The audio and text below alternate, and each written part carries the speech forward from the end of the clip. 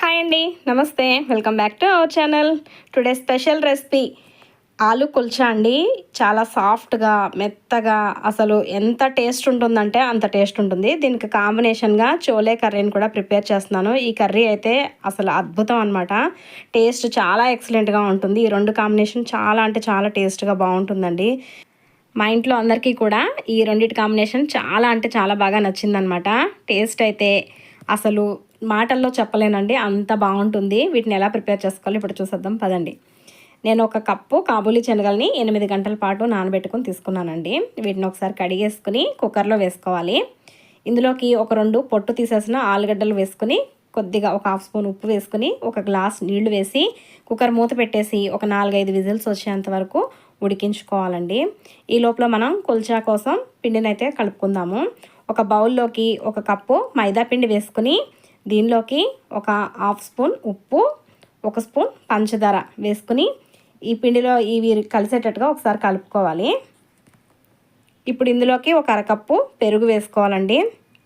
ఒక half spoon వంట soda, ఒక హాఫ్ స్పూన్ బేకింగ్ పౌడర్ వేసుకుని ఒక స్పూన్ ఆయిల్ కూడా వేసుకుని ఈ పిండిని ఒకసారి కలుపుకోవాలండి. ఇలా పెరుగు, వంట సోడా, బేకింగ్ పౌడర్ వేసి పిండిని కలుపుకోవడం వల్ల పిండి కొంచెం తొందరగా పర్మెంట్ అవుతుందన్నమాట. ఇలా ఒకసారి కలుపుకున్న తర్వాత దీనిలోకి సరిపడగా నీళ్లు వేసుకుంటూ పిండిని కలుపుకోవాలి. పిండి మరీ గట్టిగా కాకుండా కొంచెం సాఫ్ట్గా ఉండేటట్టు చూసుకోవాలండి. చేతికి కొంచెం ఇలా పిండి అతుక్కునేటట్టుగానే ఉండాలన్నమాట. ఇలాగే పిండి కలుపుకోవాలి. ఇలా కలుపుకున్న పిండికి మూత పెట్టేసి దీన్ని కాసేపు పక్కన పెట్టేసుకోవాలండి. ఈ లోపల మనకి శనగలు కూడా ఉడికిపోయినాయండి. కుక్కర్ ప్రెషర్ పోయింది.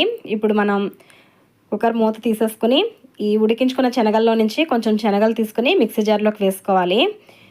ఉడికించుకున్న ఈ ఆలుగడ్డలు కూడా ఈ మిక్సీ జార్లోకి వేసేసుకుని దీనిలోకి కాస్త పెరుగు వేసుకోవాలండి. ఒక అరకప్పు ఉండేటట్టుగా వేసుకోండి. దీన్ని మెత్తగా గ్రైండ్ చేసుకోవాలి. మనకి ఇది బ్యాటర్ అనేది చాలా స్మూత్గా ఉండాలన్నమాట. చూడండి, మీకు వీడియోలో చూపిస్తున్నట్టుగా ఇలా స్మూత్గా గ్రైండ్ చేసేసుకొని పక్కన పెట్టుకోండి. ఇప్పుడు స్టవ్ మీద మరొక గిన్నె పెట్టుకుని దీనిలోకి కాస్త ఆయిల్ వేసుకొని సన్నగా కట్ చేసుకున్న వెల్లుల్లి తరుగు, అల్లం తరుగు, పచ్చిమిర్చి తరుగు వేసుకుని వీటిని వేయించుకోవాలి. ఇవి కొంచెం బాగా వేగిన తర్వాత ఇందులోకి సన్నగా కట్ చేసుకున్న ఉల్లిపాయ ముక్కలు వేసుకుని వేయించుకోవాలండి. ఈ ఉల్లిపాయ పెద్దదైతే ఒకటి సరిపోతుంది, చిన్నవైతే కనుక 2 తీసుకుని వేసుకోండి. ఈ ఉల్లిపాయలు కూడా మనకి ఎర్రగా వేగాలండి. ఈ ఉల్లిపాయలు ఇలా ఎర్రగా వేగిన తర్వాత ఇందులోకి స్పైసెస్ని యాడ్ చేసుకోవాలి.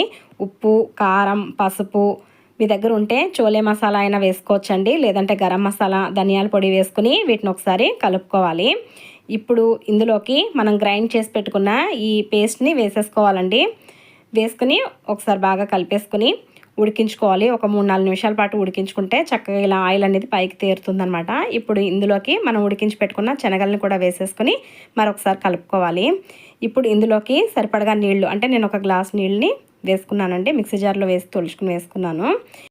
ఇప్పుడు దీని మీద మూత పెట్టేసుకుని ఒక 10 నిమిషాల పాటు మీడియం ఫ్లేమ్లో కొంచెం దగ్గరకు అయ్యేంత వరకు, అంటే మీకు గ్రేవీ ఎంత కావాలో అంతవరకు చూసుకుని చక్కగా ఉడికించేసుకుని ఫైనల్గా సన్నగా కట్ చేసిన కొత్తిమీర వేసుకుని కలిపేసుకోవడమేనండి. మనకి చోలే కర్రీ అనేది చక్కగా రెడీ అయిపోయింది. దీన్ని పక్కకు పెట్టేసుకుందాము. ఇప్పుడు కుల్చా తయారు చేసుకుందాం. ఆలు కుల్చా తయారు చేసుకోవడానికి లోపల స్టఫింగ్ కోసం ఉడికించుకున్న ఆలుగడ్డల్ని మ్యాష్ చేసుకుని తీసుకోవాలి. ఒక 4 ఆలుగడ్డలు తీసుకున్నానండి నేను. దీంట్లోకి సన్నగా కట్ చేసుకున్న ఉల్లిపాయ ముక్కలు, కొత్తిమీర, పచ్చిమిర్చి ముక్కలు, కాస్త కారం, ఉప్పు, అలాగే చాట్ మసాలా వేసుకుని కలుపుకుంటున్నాను. ఇదంతా ఇలా మిక్స్ చేసేసుకుని పెట్టుకోవాలి. ఇప్పుడు మనం ముందుగా కలిపి పెట్టుకున్న పిండి ఉంది కదండి, దీన్ని మరొకసారి కలిపేసుకోవాలి. ఇలా కలిపేసుకుని మనకి చపాతీ చేసుకోవడానికి సరిపోయేంత పిండి ముద్దను తీసుకుని ఇలా వీడియోలో చూపిస్తున్నట్టుగా చిన్నగా చపాతీలాగా ఒత్తుకోవాలండి చేతితోటి. దీని మధ్యలోకి ఇలా ఆలు స్టఫింగ్ పెట్టేసుకుని ఈ ఎడ్జెస్ అన్నీ క్లోజ్ అయ్యేటట్టుగా, అంటే స్టఫింగ్ బయటికి రాకుండా ఇలా ఎడ్జెస్ని క్లోజ్ చేసుకోవాలి. ఇప్పుడు దీన్ని పొడిపిండి చల్లుకుంటూ మనం చపాతీ చేసుకునే కర్రతోటి గట్టిగా ప్రెస్ చేసేయకుండా లైట్గా ఇలా రోల్ చేసుకోవాలండి. రెక్టాంగిల్ షేప్లో రోల్ చేసుకోవాలి. ఇలా రోల్ చేసుకుని దీనిపైన కొద్దిగా కలంజీ సీడ్స్, సన్నగా కట్ చేసిన కొత్తిమీర కూడా వేసుకుని మరొకసారి ఇలా రోల్ చేసుకోవాలి. ఇప్పుడు స్టవ్ మీద నాన్ స్టిక్ ప్యాన్ పెట్టుకుని, ఇది ఖచ్చితంగా నాన్ స్టిక్ ప్యాన్లోనే చేసుకోవాలండి, వేరే ఏ ప్యాన్ మీద చేసుకున్నా కూడా సరిగ్గా రాదు. ఇలా నాన్ స్టిక్ ప్యాన్లో కొద్దిగా నీళ్లు వేసుకుని ఒక స్పూన్ నెయ్యి వేసుకుని ఈ కుల్చాని వేసుకొని మూత పెట్టుకోవాలి. నీళ్ళల్లోనే ఈ కుల్చా మనకి చక్కగా రెడీ అవుతుందండి. పైకి పొంగుతూ చాలా మెత్తగా సాఫ్ట్గా వస్తుంది. నీళ్ళన్నీ ఆవిరైపోయి ఒకవైపు ఎర్రగా కాలిన తర్వాత రెండో వైపుకు తిప్పుకుని రెండు వైపులా దీన్ని చక్కగా కాల్చుకొని నెయ్యి అప్లై చేసుకుని తీసుకోవడమేనండి. ఇది చాలా సాఫ్ట్గా, చాలా మెత్తగా, టేస్ట్ అయితే అసలు చెప్పలేనమాట, మాటల్లో చెప్పలేను. వెన్నలాగా సాఫ్ట్గా ఆలు కుల్చా చాలా బాగుంటుంది. మీగడ కన్నా కమ్మగా ఈ చోలే కర్రీ ఇంకా అద్భుతంగా ఉంటుంది. ఈ ఆలు కుల్చాలోకి ఈ చోలే కర్రీ పెట్టుకొని ఒక చిన్న ఆనియన్ ముక్క పెట్టుకొని తింటే అసలు సూపర్ అనమాట టేస్ట్ అయితేని. ఇది ఫ్రెండ్స్ ఈరోజు వీడియో. ఈ వీడియో మీకు నచ్చిందని అనుకుంటున్నాను. నచ్చితే ఒక లైక్ చేసి మరిన్ని ఇంట్రెస్టింగ్ రెసిపీస్ కోసం నా ఛానల్ని సబ్స్క్రైబ్ చేసుకోండి. మరొక మంచి వీడియోతో మీ ముందుంటాను. బాయ్ అండి.